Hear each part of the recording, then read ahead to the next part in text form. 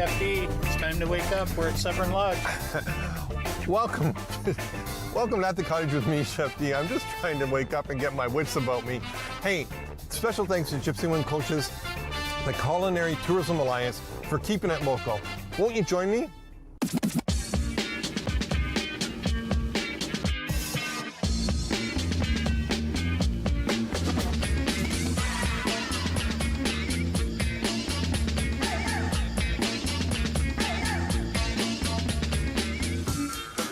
So sitting here with Assistant General Manager Gary Dunn. Gary, this is spectacular. Thank you. It's our little slice of paradise. I can see why. So there's a whole bunch of history to this property, isn't there? It's been around a long time. So when was the initial lodge created?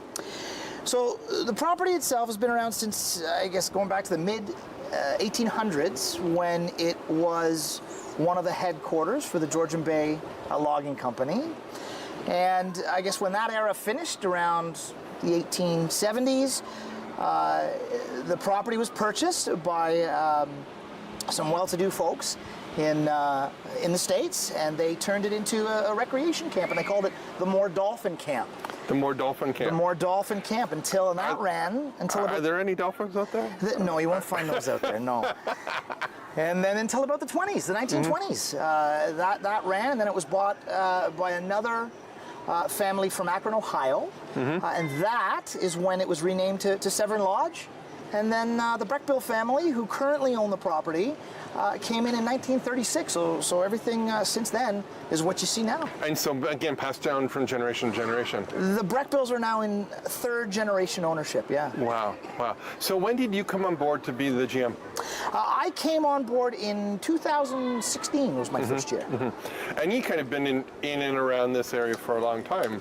Yeah, hospitality is definitely my passion. This area specifically, I mean, Muskoka, just, I mean, they say once discovered, never forgotten. Right.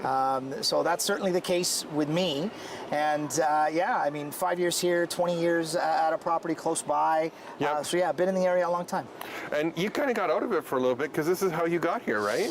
It's a good story. It is a funny story. So, I mean, technology, IT is really kind of my schooling and my education. And when I was, between hospitality roles, I fell back on that and was doing some IT stuff involving some communications tower climbing. Right. And one of those indeed is the one you see just in front of us here. Right. And so coming here a couple of times to do some work, got talking to the Breckbills, and the rest is history. So now you're open, as Chef was mentioning, from the long weekend in May right through Thanksgiving, right? Right, yeah, Victoria Day typically to Thanksgiving. So you could rent the property if you wanted to have a wedding here? Absolutely. Typically we do weddings in the spring and fall, usually on the weekends, and one of the biggest draws for us when it comes to weddings is exclusive use of the property. Right. So to be able to bring your wedding guests here and have the place to yourself for the weekend just makes for an absolutely wonderful atmosphere. This is fantastic. I could stay here. So the other part that I mentioned, then when I was looking up and doing some research on the property is that you're one of the only all-inclusive resorts in Ontario. It's true, there's not too many of us left. So what made you choose that, especially in this time?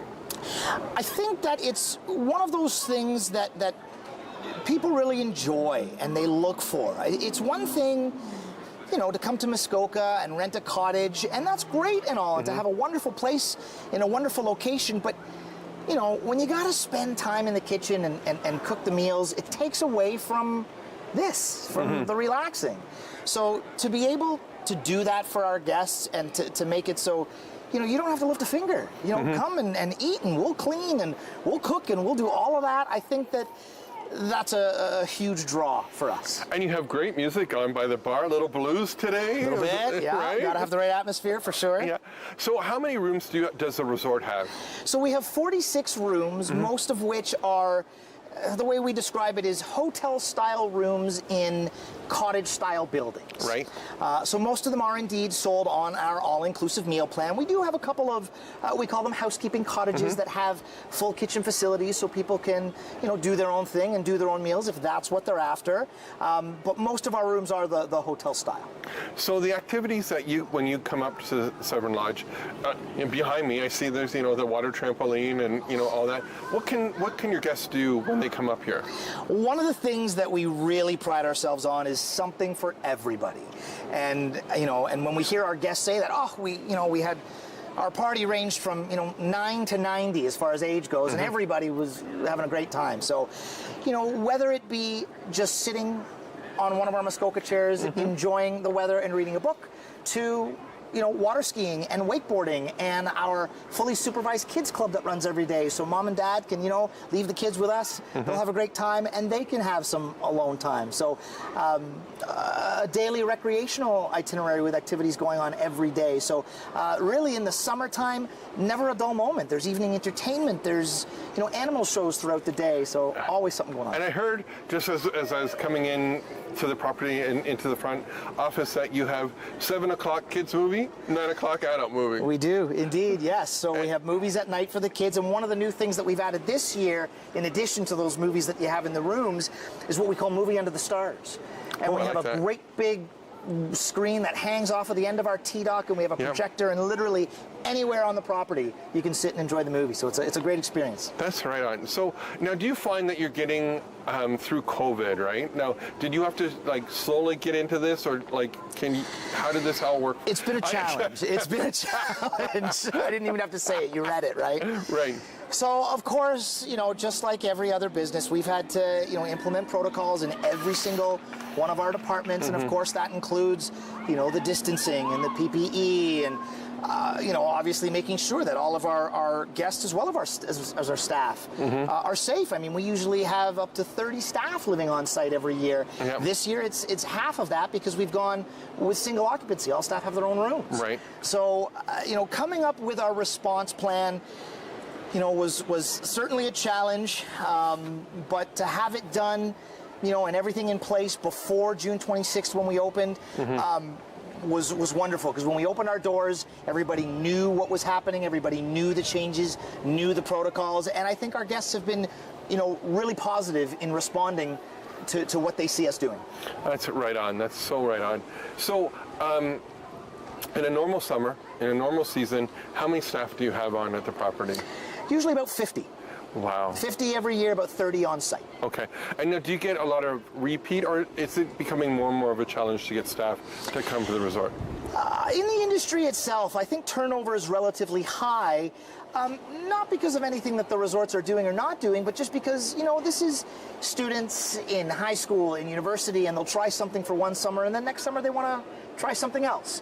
So, if you can maintain a low turnover when it comes to managers, or people that live close by that can return every year, that's great. But for the most part, it's relatively a high turnover every year. So every year, no procedures. New training, new procedures, new blood. But that's a good thing. It keeps you young. Absolutely, yes, it does that for sure. Are we ready to walk the property? Absolutely. Okay, so we're going to go walk the property, see a little bit more of this beautiful piece of heaven called the Severn Lodge. Let's do it.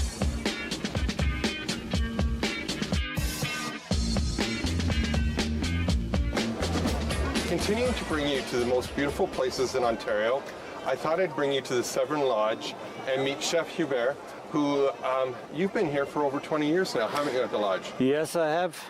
I mean, when I started here, my kids were very small, so it was important for me to come to a place where I can work, and at those days I was allowed to bring my kids with me. So I did see them, did my job, worked, looked after the guests, got to know our guests. We got many people here. They've been coming for years and years. Now, a lot of returning people here. You told me a story off air about a gentleman who used to come here and spend 4 weeks fishing. Yeah. What was the recommendation on his sheet? You mean where to go fishing? No, about the worms. Oh, about the worms. Well, you need lots of them. Right. You need lots of them. So when you make your reservation, you order 3,000 worms, and then your fishing is safe. And lots of good fishing out here? This is better now fishing out there than it has been 20 years ago. Wow. I mean, a friend of mine owns a small housekeeping cottage place down here. He's got fishermen. They catch 100 pike on a weekend and throw them back for the next fisherman to come. That's really cool. So 20 years of being here at Severn Lodge, so you've seen lots of changes, and you've been a big proponent of using local talent. And what I mean by that is going to the colleges and bringing the colleges and sharing your wealth of information. Before Gary came on as our assistant general manager, Cindy and I, we would go to the colleges and we would promote our resort to the young students. It's tough to get them sometimes. This year we have phenomenal young students here. They want to become chefs. Myself, I'm in the industry for over 40 years. I get lots to teach. If they want to listen and learn, I'm more than happy to pass on my knowledge to them, show them the little tricks of the trade that you don't get taught in school, that you have to learn when you're out there. Exactly. You have to learn by your mistakes. You have to learn in front of somebody else. You also, this is we tend to like, feedback right away, and it's a good way to learn that way. Oh, absolutely. I mean, somebody, you watch somebody doing things and say, look, there's a lot easier way. I know they teach you this in school, but here in the industry, let's do it this way. And they go look at it and say, oh wow, I'm done. So I think we should get cooking. Yeah, right? absolutely. So what are you going to be preparing? Because this is one of the dishes off your menu. Well, we got lamb racks. I love the lamb racks. I mean, they're beautiful. You do small orders. When I run my dinner shift, I have most of my things semi-prepared. So meaning my chicken breasts are seared off, but when I need them, that's when I put them in the oven. When I see the orders coming in, that is when I shoot things in the oven. So by the time the person wants their main course, I'm ready for them. Lamb racks, we sear them off after the barbecue is over to have a bit of charring going on, to have some caramelizing going on, to have a good flavor on the lamb rack. And then in the evening when we need them, we just give them a shot in the hot oven, away we go. Perfect. Right now, I mean, what I do with my racks, I like to give them a little bit of Dijon mustard, a good rub. We make our own seasoning mixture. We'll just show that to the camera right there. Look at that. That looks beautiful. You can't beat a lamb rack after barbecue. So that goes on. You let it brown on one side, flip it over, same thing on the other side. Doesn't take much. And then generally we take them off because we use them for service. Right. In the oven they go. Give them the temperature that the people are asking for, and voila. As a second, to brown it about medium high. You don't want to go much higher than medium on the barbecue. Yeah. No, I like high. Okay. I like high because you going on, you turn them over and off. Perfect. We'll hold it there. We'll be right back with some more lamb and Chef Hubert.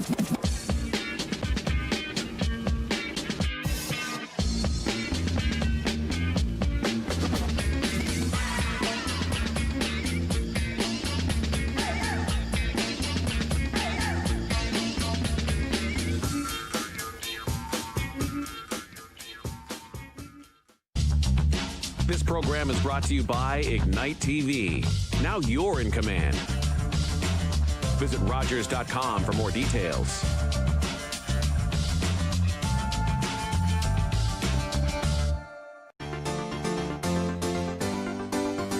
This is a picture from Hungary. That's my father.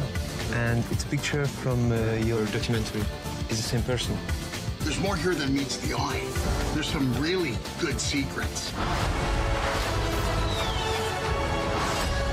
When they find out who you are, they will show you no mercy.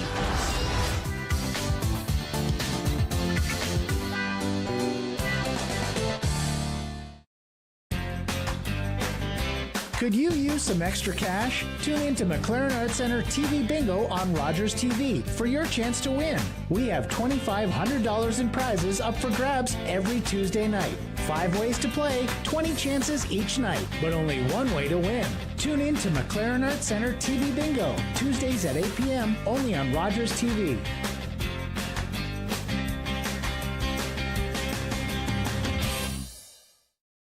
Through United Way, I did a self-esteem course, training for peer support, and now I volunteer.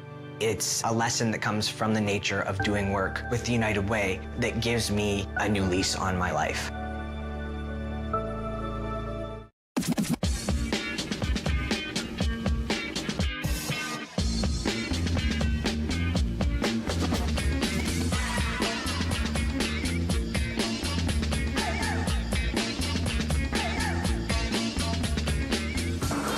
Chef, I think we've been working way too hard. It's really hot out here. We might need a beverage or two, so I thought I'd bring my good friends Featherstone. They're 4 feathers. It's a beautiful white blend. It'll pair really nicely with the lamb and the fish. Sounds and like with an social excellent distancing. Cheers, my friend. Thanks for having me here. Oh, yeah. Oh, that hits the spot. So, we mentioned that your lamb's on. We've seared it. I brought some lake fish. I brought some pickerel, and I brought some perch. So I thought we'd do something different with the pickerel. We're going to cedar plank it. So I have it on our wet soaked cedar plank. Been soaking it. We've been soaking it for days, but normally you would just soak it for about 3 hours. Yeah. You know, again, you can soak it in tea. You could soak it in beer, even some wine. You know, and go from there. So I'm going to slip behind you here. I'm going to come over here. Okay. We're going to take it. I have a little bit of salt and pepper already on it. On the grill it goes. And you're going to hear a lot of popping as it starts to dry out, and the steam cooks the fish, and we're going to get a little bit of that beautiful smoke from the cedar. But you have something else right there that I'm seeing that's absolutely fantastic. I got some tenderloin tips. Yep. Tonight I have beef tenderloin on my menu. So from the tail end, as you all know, those are the best little pieces. I made us a couple of brochettes, just some red onions, bell peppers, and tenderloins. Again, a little bit of seasoning mix. We'll keep the fish on one side. We'll put our tenderloin on the other. Might get a little bit of smoke. That's not a bad thing for you. Smoke, it won't hurt that at all. So what have you noticed is the biggest change in kids coming out of college right now? In a good way and a bad way? Well, in a good way, they all want to be hired as the executive chef. So that shows they want to go somewhere. In a bad way, well, they're not going to like what they have to start with, because school teaching and practical knowledge is 2 different things. You got to learn, you got to put in your time. But if somebody is really committed, they will succeed. I mean, I've got a young guy in there right now. I already offered him a job for next year. And if he's not doing anything this winter, he can come with me this winter as well. So there is always work for good people that have the right attitude. Right. So I know you're here in the summer, and your kind of time frame is May 1st? Well, long weekend in May. Okay. To the long Thanksgiving. Okay. That is where we open. I mean, many years ago they thought about, should we make this a year round? But a lot of our water pipes, they're sitting this much on the ground. Right. So it's just not feasible. So then in the winter months, what do you do then? Or a little bit of this, a little bit of that? Well, besides working on my own business, I make cheese boards. Yes, Live edge. yes, I saw that. If one goes missing, it wasn't my fault. I have a bunch of customers. They love those. They just rave about them. I started years ago. We had tree needed to come down here because it was a danger, and the grain was just beautiful. So our maintenance guys were going to cut it up into firewood, and they said, whoa, wait a minute. Yep. Look at it, beautiful. So with the palm sander, I sanded this board, cut it with the chainsaw first. Was a lot of work.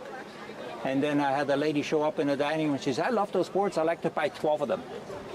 Where I'm going to get 12 of those boards from? So I managed to find them. It's balsam poplar.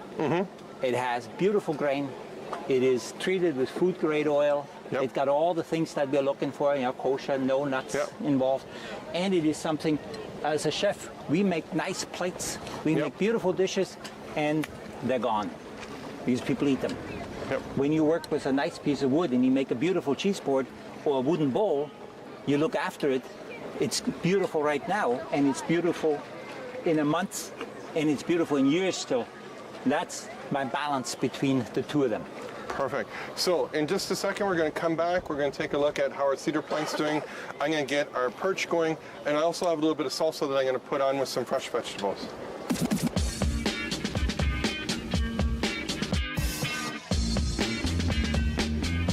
So this is the easiest crumble you're ever going to do, and we all know that we'd rather be out on the lake doing something else than spending time in the kitchen and the cottage. So I got some fresh Ontario blueberries, cultivated blueberries. You know, we might want to take a little bit of stems off. Try one, because you always got to try one. Now, I got some fresh berries. And they go. And then we're going to make a simple crumb topping. I have some butter. It's kind of nicely melted really quickly for me. I'm going to add a little bit of sugar to it. Brown sugar. You know, if you don't have brown sugar and you have white sugar, you can use it. Because I know sometimes the pantry at the cottage isn't as full as at home. Put our sugar in. And then I have a combination of flour and oats. And if, again, you have any intolerances, you can use some gluten-free flour, gluten-free oats.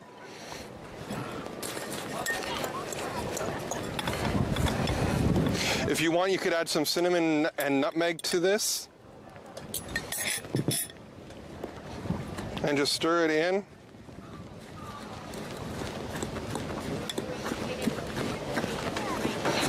Just incorporate it so the butter's all into the sugar.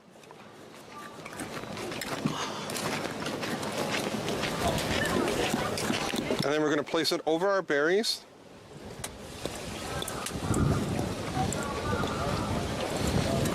Just like so. It doesn't have to be pretty. In the oven it goes. And this oven is our grill.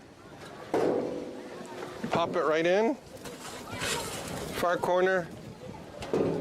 And in 20 minutes you're going to have a beautiful cobbler.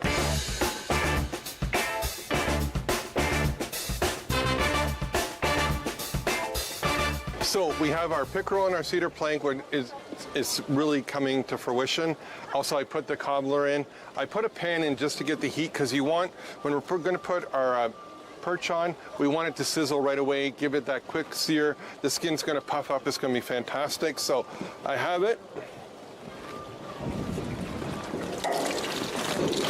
And you can just hear how the cedar plank is popping now and giving that really nice smoky flavor.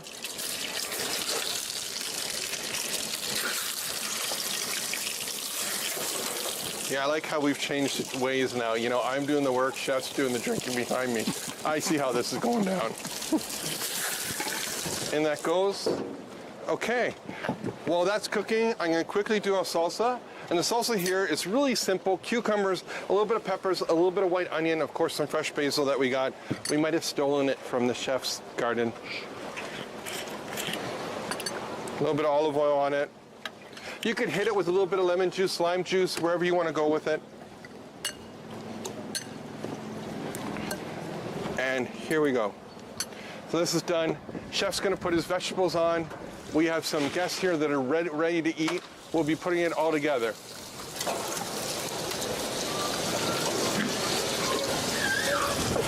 So my pickerel and perch are done now, so I'm going to grab them out. Oh, those vegetables look great, Chef.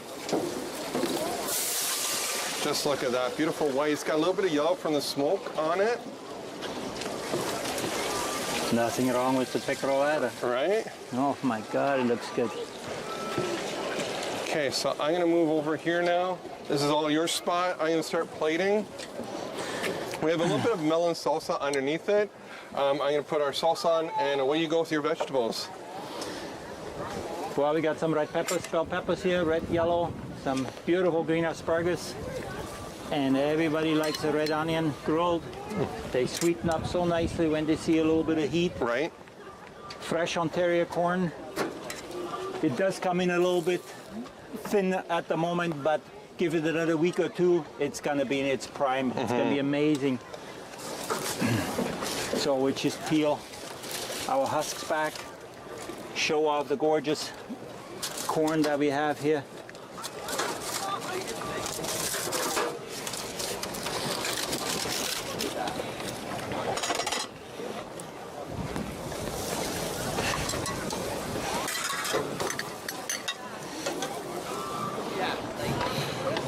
And I know we have some hungry guests behind me.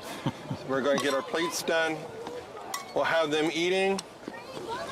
And Chef Hubert, I can't thank you enough for having me in God's country. This beautiful place you call home on a regular basis. Last year I had a senior group in, and they loved my food, and the one gentleman says, "Why aren't you in the city making the big bucks?"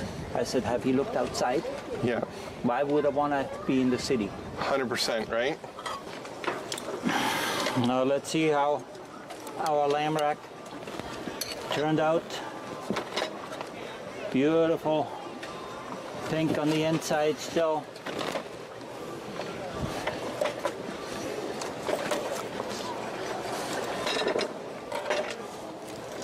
All roll it up.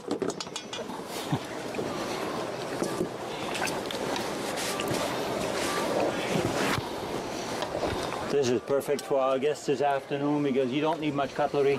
Right. You just take the skewer, you take the lamb rack by the bone. What else is there? Nothing.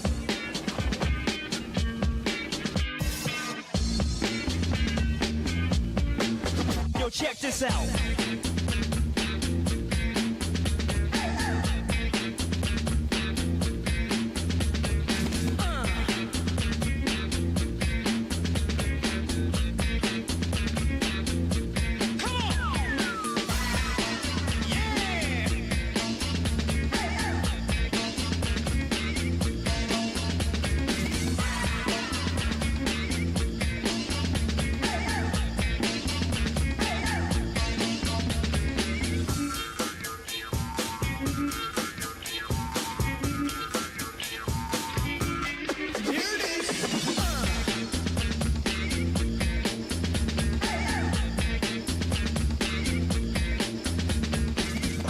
So I'm sitting here with Assistant GM Gary Dunn and Chef. Well, Chef has brought us something because we didn't mention this earlier in the segment, but Chef, you have some amazing mushrooms here on the property.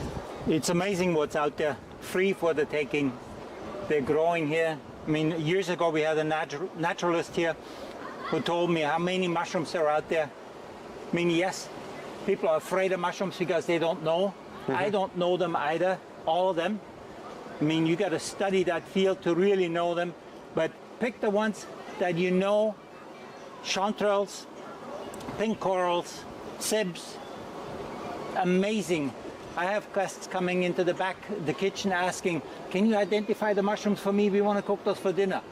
Hey, no problem. The ones I know, I'll let you know which ones are safe. Yep. The rest, if in doubt, throw them out. 100%. That simple. Thank you, thank you, thank you.